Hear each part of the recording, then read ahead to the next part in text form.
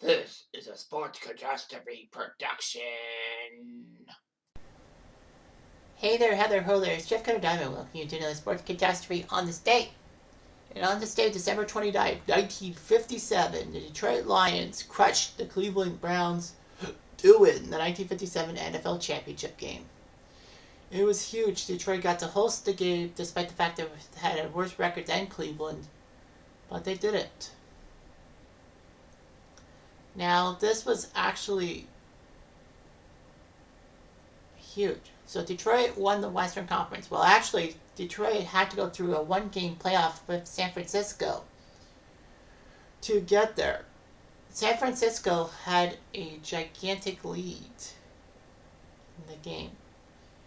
It was actually 24-7 for San Francisco, and the fans were told that they could get tickets for the NFL Championship game, which was going to be at Cutastrophe Stadium. So anyway, this was just humongous how Detroit came back to win that game and then get to host the NFL title game because of the rotation being the East would host one year and the West would host the other year. So the Lions would go home to face Cleveland, who were just that dominant. Cleveland seemed to always get into the NFL championship game since their debut in the NFL in 1950. They were just flat out good and all that. Now, Detroit actually did bump into Cleveland in the regular season, and Detroit did win 20-7 at Briggs Stadium, or otherwise known as Tiger Stadium. But unfortunately, Bobby Lane injured his broken right ankle, and Tobin Rote, who would soon go on to be a CFL quarterback, would actually be the starting quarterback for Detroit, and filled in, and won the last two regular season games, and then the tiebreaker in San Francisco. Cleveland and Detroit actually met in the 52, 53, and 54 final. So they knew each other. All that. So, yeah. That was just huge and all that. So, anyway. The Lions were underdogs by 3 points. No Bobby Lane, so they had to go with Tobin Rote. So the game Sunday afternoon at 2 o'clock happened, and Detroit came out flying in the first quarter as Jim Martin kicked a field goal, and then Tobin Rote decided, the heck with it, I'm going to run it in for a touchdown, which he did for only 1 yard, but touchdown's a touchdown. And then Gene Gedman ran a touchdown in at 17-0 for the Lions. So the Lions looked pretty good. Jim Brown did what Jim Brown always does, score touchdowns, and made it 17-7. Luke Rosa kicked the extra point, and then Detroit somehow got a couple of big touchdowns. Tobin Rote threw a touchdown to Steve Junker, which made Martin kick the extra point, and then Terry Barr with a pick 6 for 19 yards to make it 31-7 Detroit. Now you'll be thinking, well, game over. But remember, this was the exact same score that the Niners had on the Lions the previous week, and the Lions knew that they couldn't let this one slip away. Luke Carpenter got a touchdown run to make it 31-14 for Cleveland. So Cleveland got a touchdown run. And you're thinking the comeback's on. But then Tobin Rote threw a nice pass to Jim Doran for 78 yards. Touchdown Lions, 38-14. And then Junker got another touchdown from Rote to make it 45-14 Detroit after 3 quarters. Obviously, the game was technically over.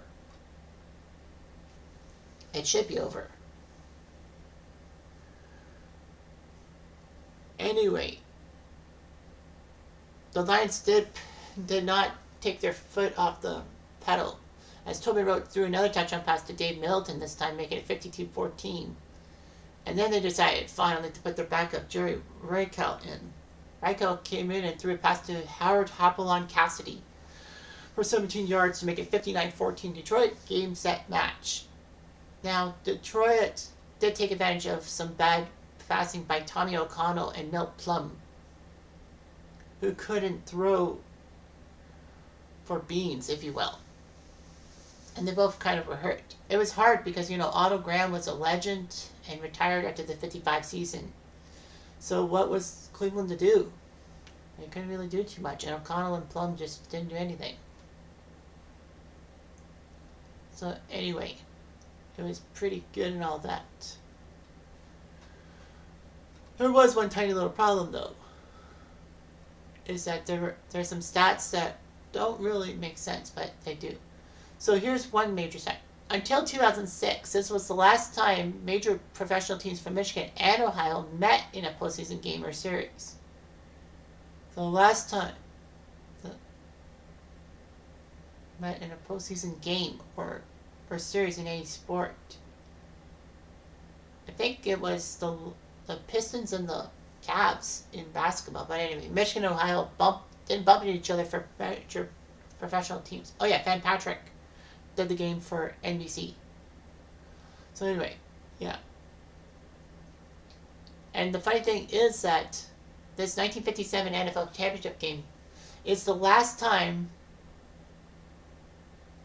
the city of Detroit hosted a playoff game. You may be thinking, what are you talking about?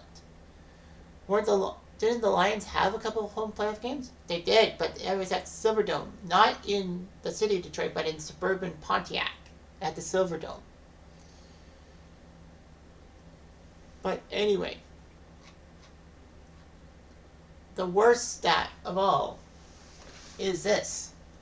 This is the last time the Lions appeared in any type of championship when this 1957 NFL championship game. The Lions would not reach the postseason again for 13 years till the Super Bowl era in 1970. And would not win another postseason game until 1991. So they had to go 34 years without winning even a postseason game. I mean, the Bengals had that long drought for 3 decades, but yet they didn't hit 34 years. So that was huge and all that. Of course, the 91 Lions hosted the Dallas Cowboys, who were not really the superstar Cowboys at that time. They were also Rams in a sense, and ran the Cowboys out. Then they went to the NFC Championship game against Washington in Washington and got blown out 41-10.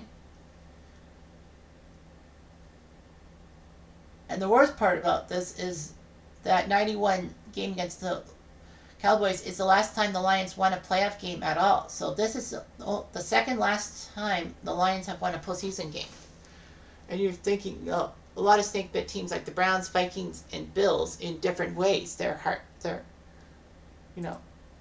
heartbroken and snake bit. But the Lions to not win a playoff game since 1991 is just disastrous. And this 1957 game was the second last time the Lions won a postseason game. Think about that. It just doesn't make sense. Anyway, I'm Jeff. I'm going to do.